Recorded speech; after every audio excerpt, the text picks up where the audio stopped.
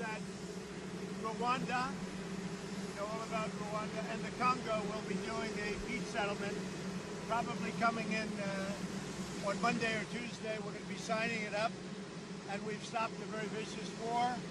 So that was an honor for me to be involved. I want to thank J.D. Vance for a great job, and also our Secretary of State, Marco Rubio, has done a fantastic job. So Rwanda, long-term war with the Congo, a very bloody war. They're all bloody, but this was a really bloody one. Is going to be making peace with Congo, and they can get on to making trade deals with the United States and other places and have a much more normal form of life. We're very honored by that. As you know, we did a very great job with India and Pakistan, and we had India in. It looks like we're going to be making a trade deal with India. And we had Pakistan in. It looks like we're going to be making a trade deal with Pakistan.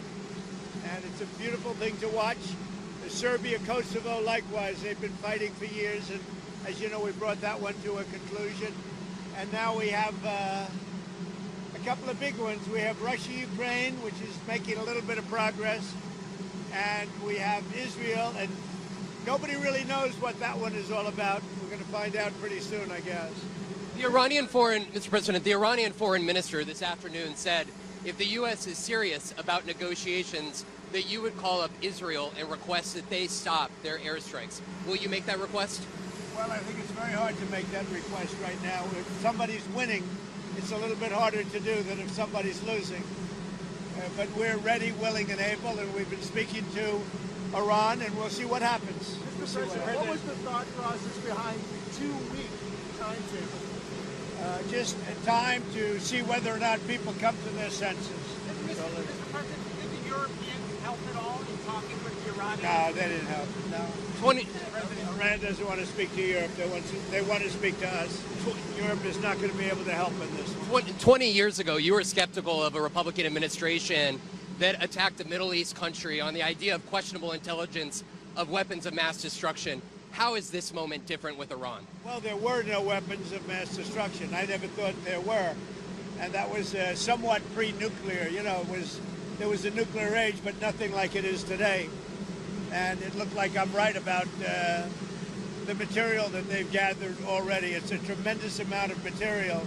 And I think within a matter of weeks, or certainly within a matter of months, they're going to be able to have a nuclear weapon. We can't let that happen. I was very much opposed to Iraq. I said it loud and clear, but I was a civilian, but I guess I got a lot of publicity. But I was very much opposed to the Iraq war. And I actually did say, don't go in, don't go in, don't go in. But I said, if you're going to go in, keep the oil. But they didn't do that. What intelligence do you have that Iran is building a nuclear weapon? Your intelligence community has said they have no evidence that they are at this point. Well, then my intelligence community is wrong. Who in the intelligence community said that? Your Director of National Intelligence, Tulsi Gabbard. She's wrong. Mr. President, are the Chinese in any way helping Iran at this moment? We're hearing reports of mysterious planes landing in Iran from China. I don't know. They say that they're there to take people out, but I can't tell you about that. I get along very well with China, get along very well with President Xi. I like him. He likes me. We have a very good relationship. We'll see what happens. I can't imagine them getting involved. Is this decision that you need to make on Iran, whether to strike militarily, is this the biggest decision you'll have to make as president? Well, I can't tell you that. I have to see what happens. I can't, really say that. It depends what the decision is. But I wouldn't really be able to tell you that now. I'll tell you in about a year from now. Maybe 5 years or 10 years from now. You never know about decisions. You never really know. Would you support a ceasefire while the negotiations happen? I might, depending on the circumstances. Would you? Former Congressman It's very hard to stop. I will say this. It's very hard to stop. When you look at it, Israel's doing well in terms of war. And I think you would say that Iran is doing less well. It's a little bit hard to get somebody to stop. Sir, Liam Cosgrove was here.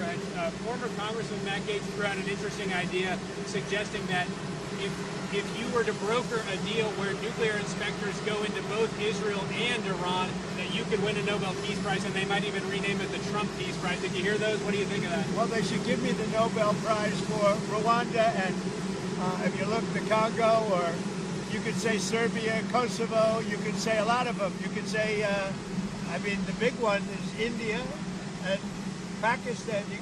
I should have gotten it 4 or 5 times. I should get it for the. I would think the Abraham Accords would be a good one too. But what do you They think of won't that give me a idea? Nobel Peace Prize because they only give it to liberals. Would you support Iran being able to have nuclear, or would you support Iran being able to have civilian nuclear energy capabilities up to 3.76%? You know, they're sitting on the top of one of the largest piles of oil in the world. I just don't know why they need that for civilian work. You know, it's one thing for certain countries to say, hey, I want to have a certain amount where I can go nuclear a little bit because we need it for electricity, we need it for air conditioners, etc.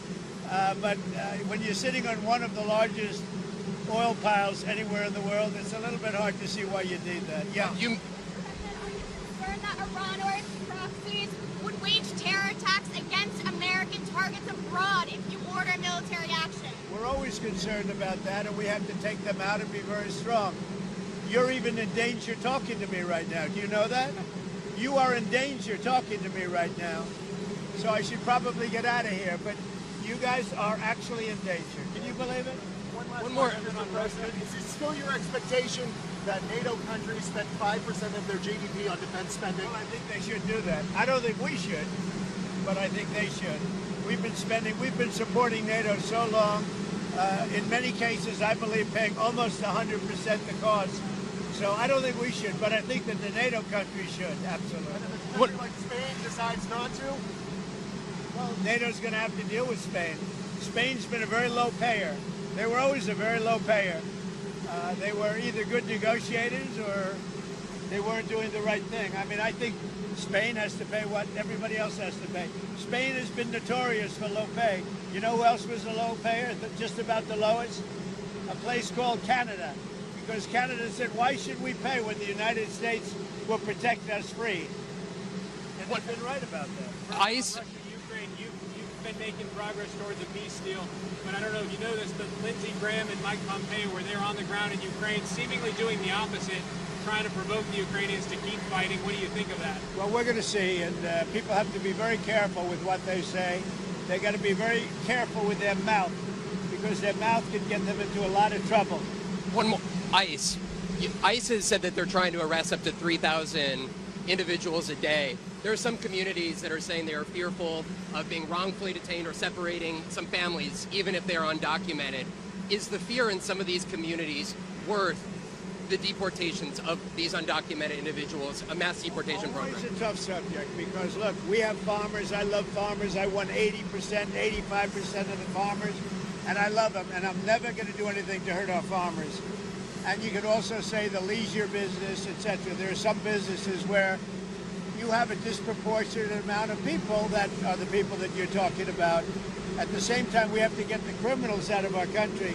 And we're looking at doing something where, in the case of good, reputable farmers, they can take responsibility for the people that they hire and let them have responsibility, because we can't put the farms out of business.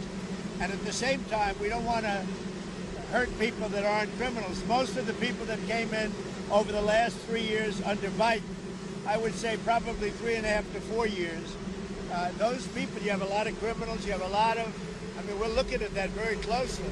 You've had people that have worked on farms for 20 years. It's very hard to go in there and say, you know, you're coming out. But we're going to let the farmers take responsibility. They're great people. They'll do it. They know the good and the bad.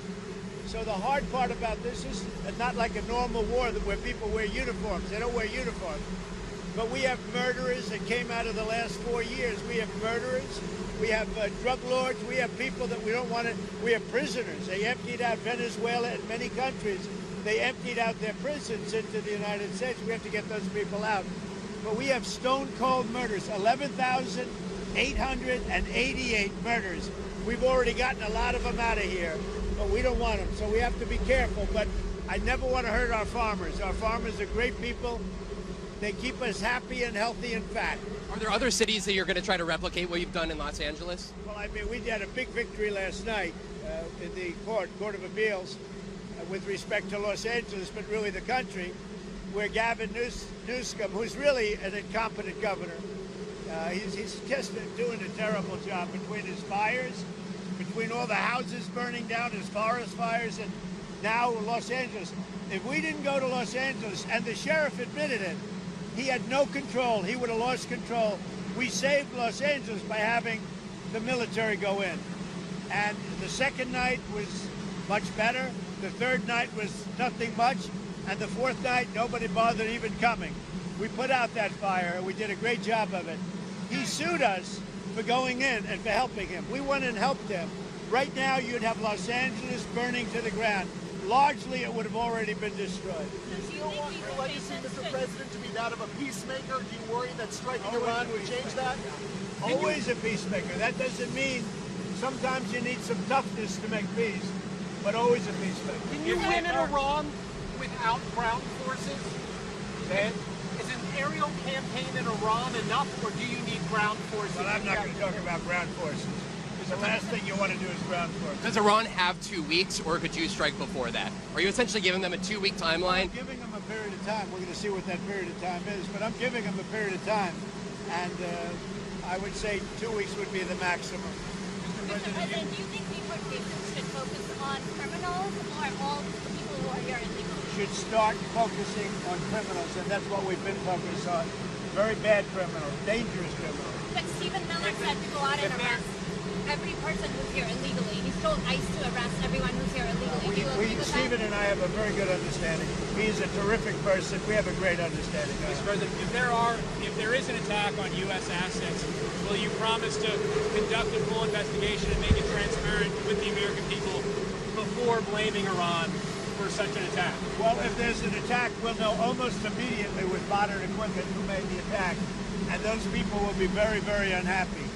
Prime Minister. I want to get you people out of danger. Pri- You're in danger standing with me. One more. Prime Minister Netanyahu said that they had the capacity to take out all of Iran's nuclear facilities. So what role would the U.S. be able to play, and why would they, if Israel says that they have all of the abilities, their own I'm not military? sure he said that, but they really have a very limited capacity. They can break through a little section, but they can't go down very deep. They don't have that capacity, and we'll have to see what happens. Maybe it won't be necessary. Maybe it won't be necessary. Would you like to see Congress pass a bill that bans child transgender surgeries?